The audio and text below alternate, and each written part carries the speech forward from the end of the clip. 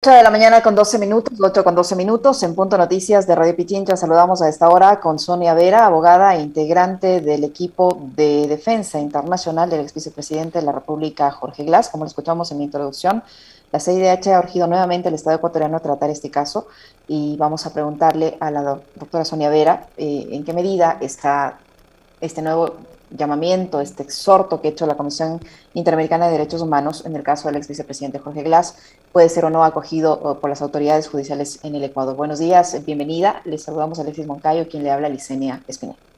Hola, ¿cómo están? Muchísimas gracias por la invitación. No es un exhorto, es una decisión de la CIDH. Les explico un poco cómo funciona el sistema interamericano para que entiendan cómo va el proceso, ¿no?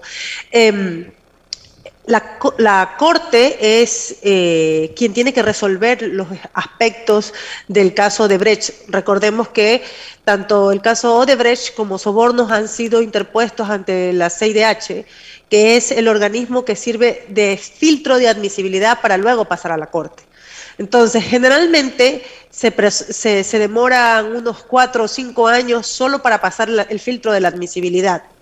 Luego se demoran unos cuantos años más en hacer el informe de fondo, pero debido a todas las características que reúne el caso de Jorge Glass y que existen unas medidas cautelares que actualmente están vigentes, porque el Estado ecuatoriano ha incumplido estas medidas cautelares, no se las han levantado. Entonces es que la CIDH tiene esta causa, que es la más antigua, que tiene 2 años, en la causa Odebrecht, y ha tomado esta decisión de darle las características de excepcionabilidad, que es cuando pues existen medidas cautelares vigentes y cuando existe riesgo de la vida del beneficiario de las medidas cautelares, pues que se te toman este tipo de medidas.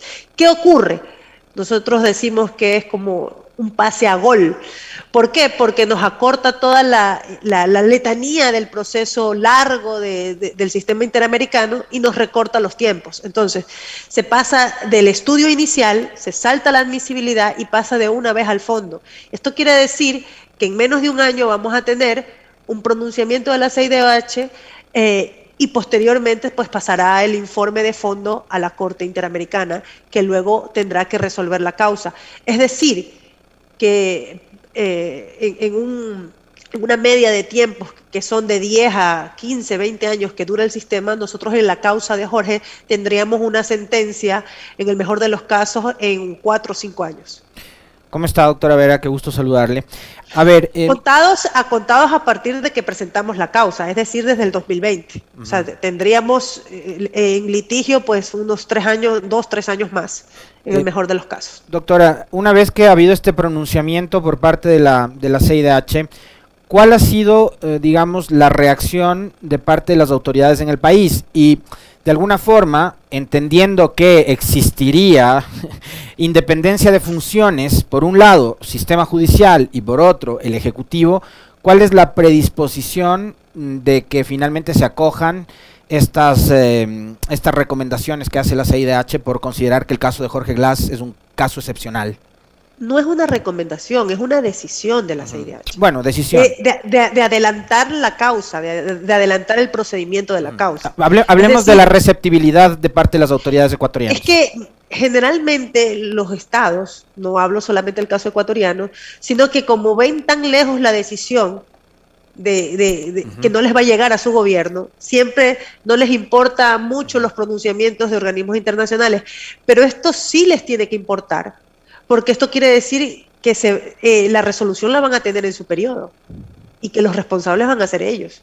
Entonces, no he leído, no he visto, no me he enterado de un pronunciamiento oficial de parte del gobierno, pero creo que sí, como juristas ecuatorianos, pues debería interesarle al Estado ecuatoriano, porque esta responsabilidad va a ser de su gobierno, ¿no? Porque en el caso de que la revocatoria no tenga efecto, pues el señor Lasso pues tendrá 3 años más de gobierno y esta sentencia le va a llegar a él. Ahora, doctora Vera, ¿qué cambió en el caso del ex vicepresidente Glass para que la CIDH haya llegado a esta decisión de adelantar este proceso, por un lado? Y por otro, esta decisión de la CIDH debería hacer pensar 2 veces al tribunal que, en este caso, que el tribunal que tiene que analizar el el habeas corpus que ha solicitado el vicepresidente de la República, que está prevista la audiencia para el 14 de junio, ¿le debería al menos hacer pensar a ese tribunal que debe actuar apegado a derecho?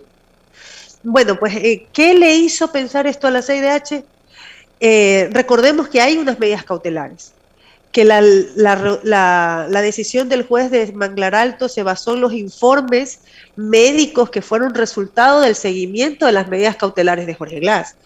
Porque les comento, en junio del año 2021, la expresidenta Antonia Urrejola solicitó una comisión en la que estábamos las partes de la defensa técnica de Jorge Glass y del Estado para darle un seguimiento a las medidas cautelares. Y ahí se determina que tiene que haber una comisión médica conformada por médicos privados de Jorge y representantes del Ministerio de Salud Pública. Se crea esta comisión y es aquí donde salen estos informes que sirven de sustento para que el juez de Manglar Alto le otorgue el habeas corpus a Jorge. ¿Qué pasa? Que obviamente existe una persecución brutal, una persecución política brutal, que fue la que hizo que inclusive el juez de Manglar Alto ahora esté investigado, está suspendido 90 días y tiene también un juicio penal en su contra, ¿no? Es básicamente cabeza de turco, ¿no? Entonces, pues, esta decisión se basa en que obviamente a la CIDH le preocupa la vida de Jorge y sabe las condiciones en las que se encuentra porque existen innumerables informes médicos que lo avalan. Entonces, pues, esta medida de excepcionabilidad, les cuento cuáles las cifras brutas, ¿no? En el año 2020, que son las últimas cifras que ha publicado la CIDH, de los, qué sé yo, 3.000 casos que entran por procesos contenciosos a la comisión y que son admitidos, solo 200 tienen estas características de excepcionabilidad y solo 5 con medidas cautelares. Esas son las cifras, o sea, de todo el gran número de los pedidos que hay en la CIDH, solo 5 en el año 2020 con medidas cautelares fueron otorgadas las características de excepcionabilidad. Eso quiere decir que el caso de Jorge está siendo observado y efectivamente pues está al ojo de la comunidad internacional. No olvidemos que existe también un pronunciamiento del Grupo de Detenciones Arbitrarias y ahora pues con la buena noticia del laudo de GT Oil que nos da pues nos corrobora pues que esto ha sido una persecución política y que el caso Zingue siempre se ha mantenido vivo solo con la única finalidad de mantenerlo preso a Jorge, ¿no? Él debió haber salido hace 17 meses con beneficios penitenciarios y sin embargo pues han mantenido esta causa que ahora se corrobora que no ha tenido ningún tipo de asidero e inclusive están mandando al Estado a resarcir a la compañía por haberlo involucrado en un proceso malhadado, ¿no? Eso le quería preguntar, doctora Vera. Este pronunciamiento de este Comité Arbitral Internacional en el caso Zingue, ¿cambia de alguna forma el escenario hacia afuera? Digamos, son casos distintos y como usted bien decía, yo también lo mencionaba en el cierre del comentario, con el caso Zingue quisieron regresarlo a la cárcel a Jorge Glass, ¿no? Lo estaban usando como pretexto para aquello, pero esta resolución de parte del Comité Internacional de Arbitraje cambia un poco también el escenario que está relacionado con otros casos, ¿no? Digamos, la justicia internacional está viendo con preocupación, y ha habido pronunciamientos adicionalmente, de que en el Ecuador se ha utilizado el sistema judicial para perseguir actores políticos y para judicializar casos que han sido políticos. ¿Cambia el escenario lo del caso Zingue o no? Pero por supuesto, porque sabemos que todos los procedimientos han sido bochornosos, o sea, existe una prostitución de la figura de testigo eficaz, el cooperador eficaz. De cooperador eficaz, el delator. No existen pruebas, porque si podemos darnos cuenta en todos los procedimientos, simplemente es la palabra de un implicado que se beneficia de acusar a otro. Y nunca tuvo la defensa la oportunidad de preguntarle siquiera cómo ocurrieron los hechos, porque simplemente es una acusación verbal. No existen pruebas que que abonen a este testimonio, ¿no? Eso es importante reconocerlo. Con respecto a lo que me decía Licenia, sí, no es un tribunal, es una jueza, porque recuerden que con la nulidad del procedimiento de Manglar Alto, que lo dijo la Corte de Santa Elena, pues todo regresa a su estado inicial y es una jueza de instancia que actualmente está en Quito, porque como a Jorge lo trasladaron a la cárcel 4 de manera antojadiza, o sea, como en primera instancia lo trasladaron a la cárcel La Tacunga de manera antojadiza, ahora pues de manera antojadiza también lo trasladan a la cárcel 4, lo cual también nos da la razón, porque ellos argumentan que por razones de seguridad lo sacan de La Tacunga. O sea, que él nunca estuvo seguro en La Tacunga el tiempo que estuvo ahí. Entonces, también creemos que esto es simplemente para dejarnos sin piso y decir, bueno, en La Tacunga sí corría peligro, pero ahora en Quito ya no corre peligro. Eso es falso, porque las razones de las medidas cautelares de la CIDH es por su estado de salud, es por las amenazas de muerte, es por las crisis carcelarias, sí. Pero existen los informes médicos producto del seguimiento de las medidas cautelares que establecen que Jorge no puede continuar sus tratamientos en un medio carcelario, porque no tiene las condiciones para poder tratar todas las enfermedades, algunas de ellas consideradas catastróficas, y todo el tratamiento que el Estado ecuatoriano ha sido negligente todo el tiempo que ha estado pues, bajo prisión. Con respecto a lo que me decía, sí, a nivel internacional lo hemos ganado todo. ¿Ya? Los pronunciamientos del relator de independencia judicial son súper duros, son más de 6 pronunciamientos respecto a la falta de independencia judicial en el Ecuador a raíz de la consulta del 2018. Son muy fuertes, muy severos los pronunciamientos del relator de independencia judicial. Tenemos los pronunciamientos de la Oficina de Ficheros de Interpol, que rechaza todas las alertas rojas de los implicados en el caso Sobornos.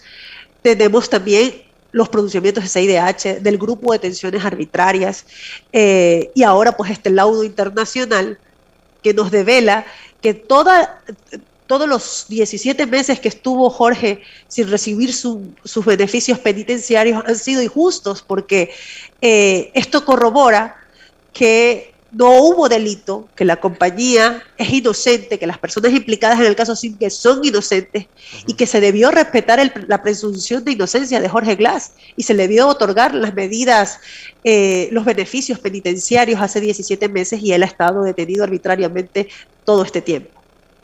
¿Qué debería pasar, doctora Vera, con todos estos antecedentes en la audiencia del 14 de junio? Pues obviamente nunca en la Corte de Santa Elena nunca se examinaron los temas de fondo, que era efectivamente el estado de salud de Jorge, los informes médicos. Ellos simplemente se valieron de temas de forma, que la incompetencia del juez de Manglar Alto cuando la misma NAI dijo que no sabían dónde estaba Jorge, y el tema de la no comparecencia, no haberle notificado al Procurador General del Estado. Créanlo, el asambleísta Fausto Jarrín solicitó información a la Procuraduría y a la única audiencia de habeas corpus que ha ido el Procurador General del Estado ha sido a la de Jorge Glass. Se pegó el viaje a Santa Elena, Salvador, ¿no? Se pegó el viaje a Santa Elena, gastó en edecanes, gastó en toda la movilización que esto merita, y es en el único habeas corpus que ha comparecido personalmente el procurador ha sido en el habeas corpus de Jorge Glass. Eso indica que efectivamente existe una discriminación, existe un efecto político para hacer lo que les decía, la cabeza de turco, para aquel que quiera actuar en derecho, pues va a ser destituido, va a ser linchado mediáticamente, ¿no? Doctora, a ver, yo quisiera que también nos diga si es que por el tiempo transcurrido, la permanencia de Jorge Glass en prisión, las sentencias que hay, él podría acogerse a esto que denominan prelibertad. ¿Aplica eso también en el caso de Jorge Glass? Coméntenos un poco sobre eso. Y lo otro, en el concierto internacional, a propósito de esto último que acaba de mencionar, el hecho de que el procurador se dio la molestia de ir al único habeas corpus hasta Santa Elena, porque se trata del caso de Jorge Glass, tiene que ver con Correa, la Revolución Ciudadana, etcétera. La presión mediática para que Glass regrese a la cárcel acá en Ecuador fue brutal. O sea, era una cosa de todos los días, de los medios de comunicación. O sea, no había inseguridad esos días en Ecuador. Todo era Glass, ¿no? Los noticieros, los periódicos, las redes sociales, todos hablaban de Glass. En el concierto internacional, ¿qué se menciona? ¿Qué se dice de la gravedad de que desde el aparato mediático se ejercen este tipo de presiones para que el sistema judicial termine cediendo? Mire, es tan obvia la interferencia en la función judicial que Bélgica le dio asilo político al expresidente Rafael Correa. Bélgica. O sea, Bruselas es la capital de Europa y ellos le han otorgado el estatuto de asilado, de refugiado político al expresidente Rafael Correa. Esa es la medida de que jurídicamente se está comprobando a nivel internacional que en Ecuador existe una persecución política, jurídica brutal, brutal. Entonces, pues, los pronunciamientos de organismos internacionales que son técnicos, que no tienen ninguna ideología política, pues nos están dando la razón a todos los procedimientos que hemos iniciado a nivel internacional. Y están por venir más, ¿no? Nosotros hemos desde hace 4 años iniciado una serie de quejas, de denuncias, las cuales, como sabemos, en derecho internacional se demora un poco más, pero estamos teniendo los frutos de todo el trabajo arduo que hemos realizado todos estos años. Sobre el tema del expresidente Correa que usted mencionó, del asilo, la solicitud de extradición del expresidente Correa ya se encuentra en manos de las autoridades de Bélgica, donde el exmandatario, como se lo señala, tiene asilo político. ¿Qué puede pasar allí una vez que ya ha llegado esta solicitud a manos de las autoridades? Nosotros tenemos respuestas de las oficinas del Estado belga y ellos van a rechazar todo. Él tiene el estatuto de refugiado, de asilado político, por lo tanto existe el principio de no devolución. Entonces no van a hacer, ellos van a hacer caso omiso a cualquier solicitud de extradición, porque uno de los beneficios de tener el estatuto es que te protege el beneficio de no devolución. Así que esto, ¿saben? A criterio personal lo que creo es que esto es pirotecnia. Ya, para ponerlo en los medios, ponerlos en las plataformas comunicacionales de que Rafael Correa no es un perseguido político, sino que es un prófugo, ¿ya? Entonces, es solo pirotecnia, porque efectivamente en derecho a él lo ampara el Estatuto de Viena, y por lo tanto no existe posibilidad alguna de extradición. Doctora, estos casos se han hecho mediáticos o digamos salieron a la luz a partir de investigaciones periodísticas, ¿no? Que coincidencialmente, como ocurre en este país, casi siempre llegan a las manos del mismo portal digital o de los mismos periodistas. Me refiero a Arroz Verde, que dio lugar al tema del caso Sobornos, y el caso Singue. Fue el mismo personaje o los mismos personajes los que publicaron estos reportajes de investigación, ¿no? Me refiero a Fernando Villavicencio y a... Pseudos. Me refiero a Fernando Villavicencio, por eso hago las comillas, y a Cristian Zurita. Digamos, en el caso Singue, que ahora ya hay incluso un pronunciamiento de una corte internacional, un arbitraje internacional, y otros, en el caso de la justicia internacional, que vayan demostrando cómo se construyeron estos casos. ¿Qué debería pasar, ¿no? A la interna en Ecuador cuando se descubra que todo fue una trama, que todo fue montado, que todo fue forjado, y que la prensa ayudó a forjar precisamente esos casos? Bueno, pues la reparación, lo que le queda a las víctimas es la reparación integral de todo lo que han padecido, ¿no? Y habrá que hacer el cálculo y para eso están los organismos de protección de derechos humanos, para ver cuál es la posible reparación de las víctimas. Pero lo interesante aquí es que no vuelva a ocurrir. O sea, esto no puede ser, debe haber una institucionalidad sumamente fuerte que haga permeable de este tipo de injerencias, ¿no? Es realmente sin precedentes lo que está ocurriendo con la Revolución Ciudadana, más allá de que si eres afín o no a los movimientos de izquierda. Creo que es importante que desde el punto de vista académico, jurídico, se hagan aportes, porque, o sea, no se puede ser totalmente coyuntural o hablar por afectos o desafectos. Uno tiene que ser muy técnico en la valoración de estos juicios, y realmente son escandalosos, ¿no? Tanto así que organismos que no tienen ningún tipo de ideología, pues se han pronunciado en contra de todo esto que está ocurriendo actualmente en el Ecuador, ¿no? Doctora Vera, ¿qué pasa si es que le niegan el recurso de habeas corpus al ex vicepresidente Jorge Glass? ¿Tienen todavía algún recurso para Claro, está, su miren, libertad? Siempre le han negado sus beneficios penitenciarios, acotando también la pregunta sobre los beneficios penitenciarios. Los beneficios penitenciarios tiene derecho cualquier ser humano que esté privado de su libertad, ¿ya? Jorge Glass fue sancionado con el código anterior, el código penal anterior. Por lo tanto, en el código penal anterior le aplica el código de ejecución de penas. Y es decir, que la pena máxima absorbe a la menor. ¿Ya? Tiene 2 sentencias ejecutoriadas, por lo tanto, hace 17 meses Jorge Glass debió haber salido libre, con el régimen semiabierto de prelibertad que le unifican la pena, y luego se reporta como lo establezca el juez de garantías penitenciarias, se reporta una vez al mes, una vez a la semana, como se lo establezca la sentencia. ¿Ya?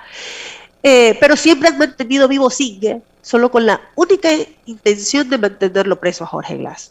¿Ya? Entonces, si no nos dan la libertad de Jorge Glass en el habeas corpus, en Singer, la audiencia de Singer se les va a caer, porque la noticia criminis, que es lo que genera el caso Singer, la investigación de la Fiscalía, es un examen especial en el cual operó la caducidad, porque ellos tienen 180 días para poder iniciar el examen especial, y ellos sobrepasaron ese tiempo, por lo tanto ya no tenían la capacidad de examinar ese procedimiento, primero. Y segundo, existe un arbitraje internacional que determina que no hubo delito, que la compañía es víctima, que no existe, que es inocente, que no existe delito, y por lo tanto las personas implicadas en este caso son inocentes. Por lo tanto, existe una detención arbitraria de parte de Jorge Glass. Ya no tienen a qué, ya no tienen, ¿cómo se llama? Ya no tienen justificación alguna para tenerlo preso. Y lo que se demuestra es que él ha estado arbitrariamente privado de su libertad hace 17 meses. Fuera de que Odebrecht y sobornos son juicios espurios en los cuales se ha violentado el debido proceso y las garantías de un juicio justo. Imaginémonos que no es así y que se llevaron bien esos procesos, que no es cierto, pero pese a que esto ocurrió, él debió haber salido libre hace 17 meses y simplemente por capricho de la administración se lo han mantenido en cautiverio. Yo tengo 2 preguntas, una relacionada con Jorge Glass y la otra, quiero su interpretación, doctora, de algo que estamos viendo, que están construyendo. A ver, Jorge Glass es a esta hora un preso político en el Ecuador. Por supuesto. Y lo otro, están construyendo un encuadre que es muy perverso. Una cosa es hablar de corrupción, una cosa es acusarles después de octubre del 2019 de ser golpistas, etcétera, etcétera, como se inventaron igual. Pero otra cosa distinta es ya tratar de establecer un vínculo entre la Revolución Ciudadana y quienes lideran esta organización política y el narcotráfico. Ustedes habrán visto cómo están construyendo ya, como lo hicieron con Odebrecht, ¿no? Como lo hicieron con Odebrecht, este encuadre de relacionar a la Revolución Ciudadana con el narcotráfico. Lo están analizando, lo han hablado, lo han conversado. ¿Hay alguna estrategia también desde el punto de vista jurídico para establecer una defensa con estas acusaciones que son bastante perversas, doctora Vera? Nosotros intervenimos a nivel internacional una vez de que los juicios han agotado la vía nacional. Entonces, hasta ahora nosotros no tenemos ningún proceso iniciado al respecto. No existe ninguna causa jurídica que se haya presentado en este sentido. Por lo tanto, nosotros no hemos analizado este escenario aún, ¿no? interesante su perspectiva y está para análisis del equipo jurídico. Pero, ¿qué van a hacer frente a toda esta arremetida que hay ya para, porque como ya no tienen otros motivos, se van a ir por esta vía para seguir con esta persecución? O sea, deben tener alguna estrategia a pesar de que todavía no hay algo legalmente. Es que realmente yo me estoy enterando de esa posibilidad. Por eso le digo que es interesante lo que está postulando para poder analizarlo a nivel jurídico, a nivel del equipo jurídico que estamos llevando a las causas del correísmo a nivel internacional. Muchísimas gracias, doctora, por su tiempo y por habernos informado. Muchísimas gracias a ustedes por la invitación. Adiós. Muy amable.